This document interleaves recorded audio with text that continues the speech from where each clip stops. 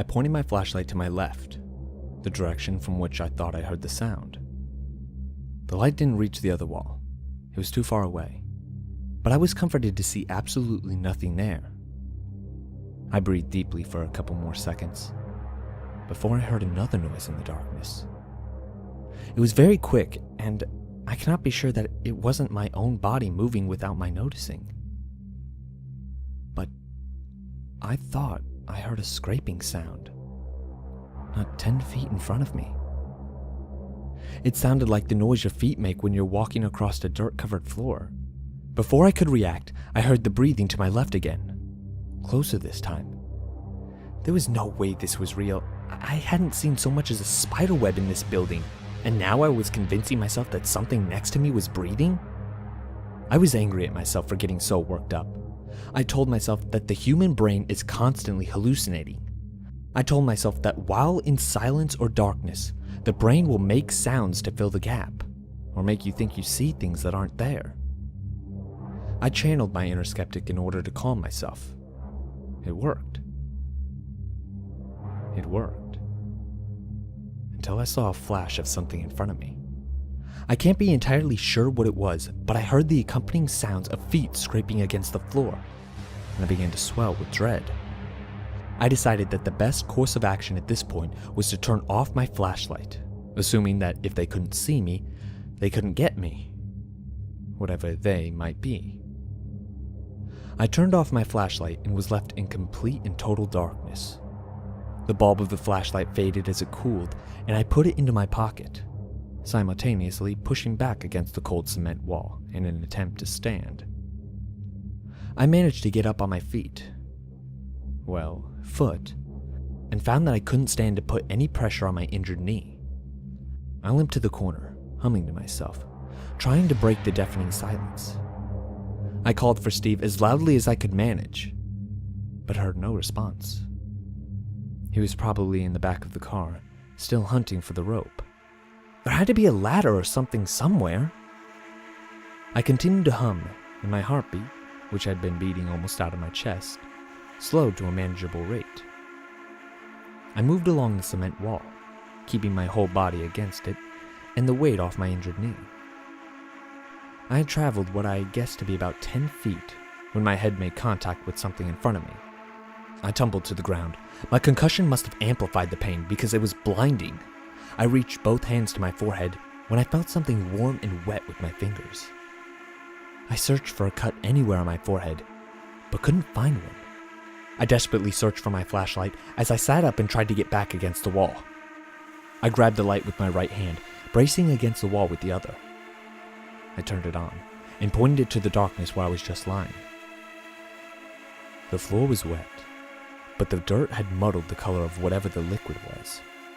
I tried to get my eyes to focus on the puddle, tried to convince myself that it was my blood. When I saw another drop fall into the puddle. Words lack the ability to describe the way I felt when I heard the drip noise again, and saw yet another tiny ball of liquid fall into the puddle. I think I knew, even then, exactly what the source was, but I was endlessly trying to convince myself that I was wrong. I lifted the flashlight up and pointed it at the source of the liquid. What stared back at me was a pipe that protruded at least a foot out from the cement wall. The metal was rusted and cracked. Little bits of the liquid began to seep from them. At the end of the pipe was a simple shower head, aimed down towards the ground. You know that feeling when your stomach drops? In this case, I think mine literally did, because I vomited immediately and got all over my shoe. But that wasn't the least bit important at the time. I ignored the pain in my knee and shuffled along the wall as fast as I possibly could. I heard noises, but I can't be sure if it was just the sounds of my own movement or something around me. I managed to duck under the next shower head. This one was higher up on the wall and seemed to be leaking the same liquid that the other one was. I felt like I was moving along something infinite, Every now and then, I would have to duck or move under another metal bar. Another shower head. They began to pour more profusely, but the liquid was too thick to come out easily. The room began to smell. I remember immediately the way that Mr. Mays had described it. I grabbed my shirt and pulled it over my nose, trucking onward. But it didn't stop the smell for an instant. It smelled like vomit. It smelled like shit. It smelled like burnt hair. It smelled like rot. I was still moving against the wall when I fell into some sort of outlet. I hit the dirt ground hard, with adrenaline coursing through my veins. But the pain still managed to break through, though. My flashlight was still in my hand. I aimed it and examined my surroundings. Sitting in front of me was a doorway. There was a door there, though it looked aged now.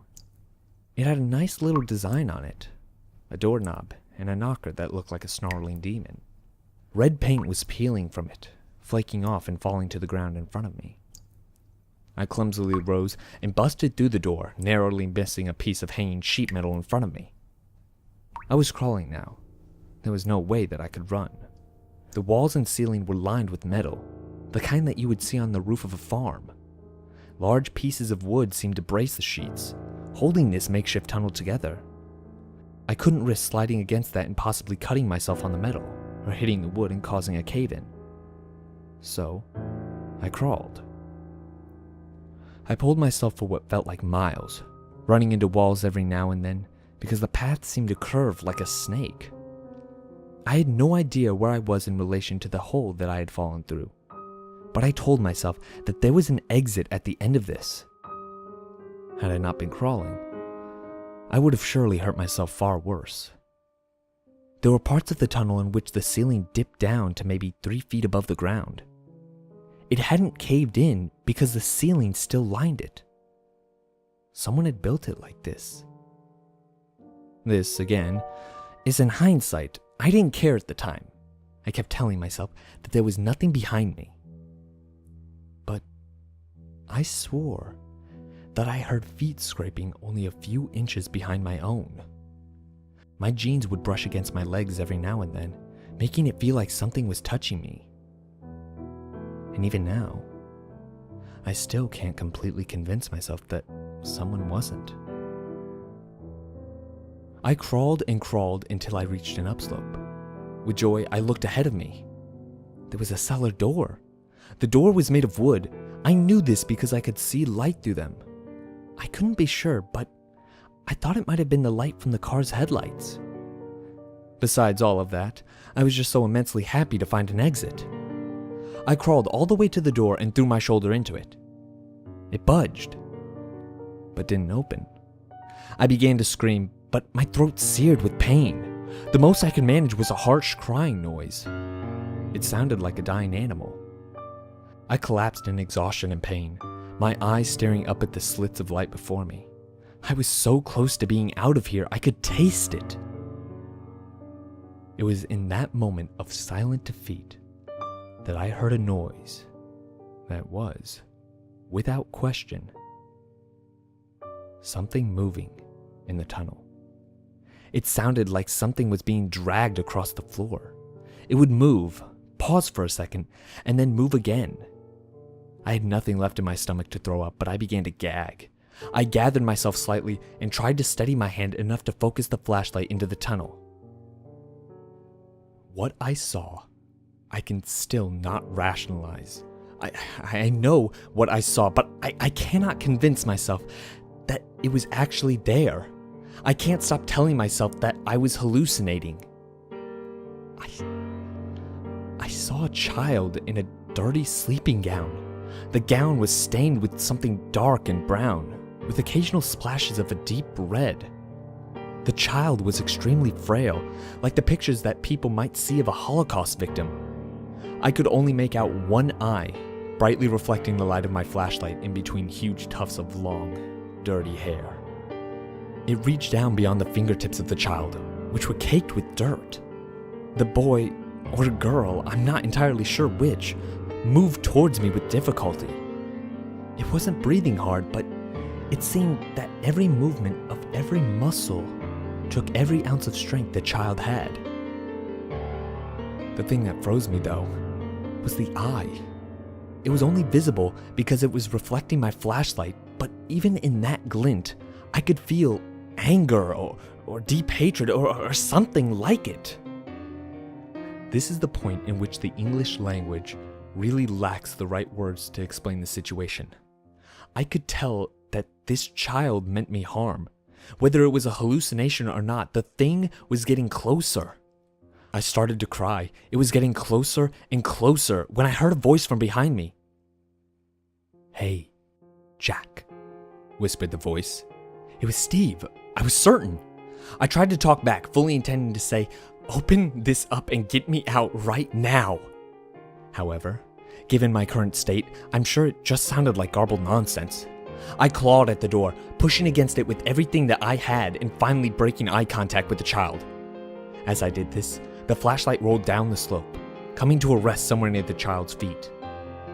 "What do you see?" the voice asked.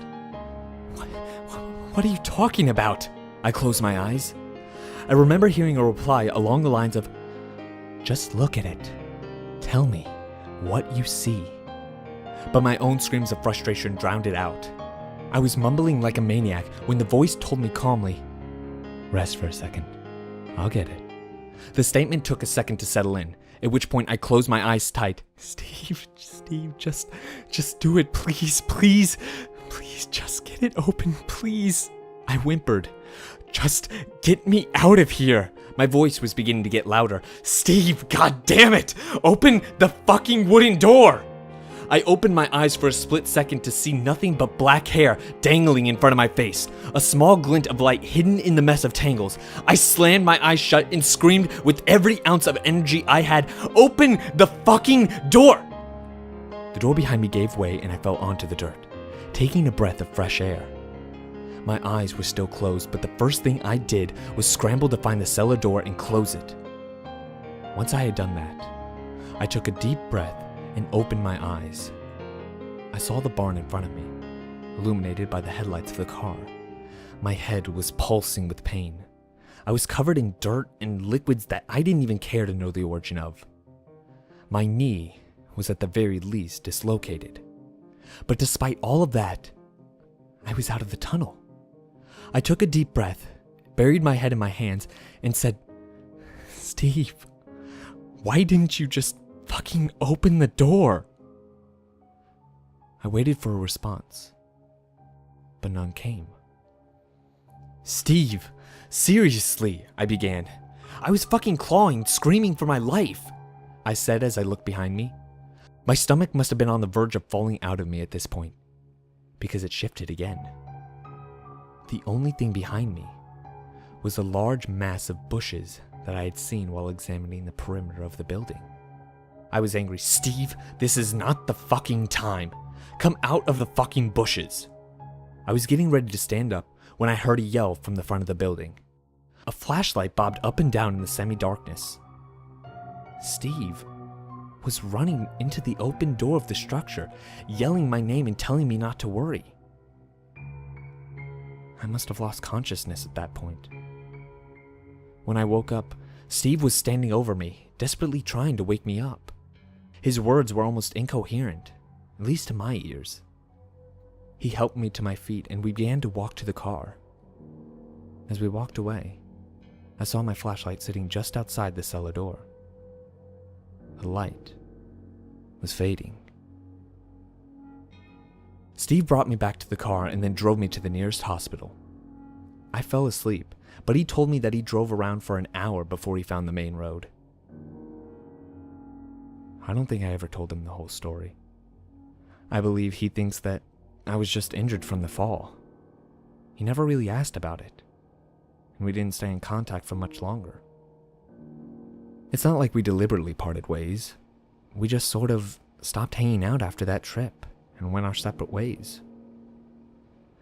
I have never been able to fully understand what happened that night. There are many things that I can explain away as being hallucinations, but there are still many things that don't make sense. The shower heads were there, and they were leaking something. The door was real. The tunnel was real. Most everything else can be semi-rationalized if I can convince myself that I had a very bad concussion. A very, very bad concussion. But the one thing that I couldn't have imagined was that cellar door was locked. And then it suddenly wasn't. I'm still as skeptical as I've ever been, but I believe in what happened to me at the showers. I'm not a hermit or a social retard because of this. I do drink a lot, but I'm still functional. However, I will never return to Nebraska. No one will ever be able to convince me otherwise. I don't watch horror movies either. There's absolutely nothing entertaining about being so desperately scared. Well, that's it really. There is no typical ending for my story. I was changed by my experience, yeah, but there's no way to change anything about it or fight back against it. Hell, I can't even convince myself that I wasn't just seeing things. Believe me, I've been trying for years. Prior to this, there was really no way to find any information on the showers. The legend didn't extend outside the classroom of Mr. Mays. No one told stories like this to keep their children away from a certain place or to scare them. It just wasn't known. I guess that's really the point of this whole story. I want people to know, firsthand, what this place is like. Maybe it's a drunk's rationale, or the kid inside me wanting to spread these kinds of stories again. I don't know. I don't care. But it's out there now, for people to mold and warp to their needs. Most importantly, it's finally out of my head. It's getting late, and I'm getting another drink. Cheers.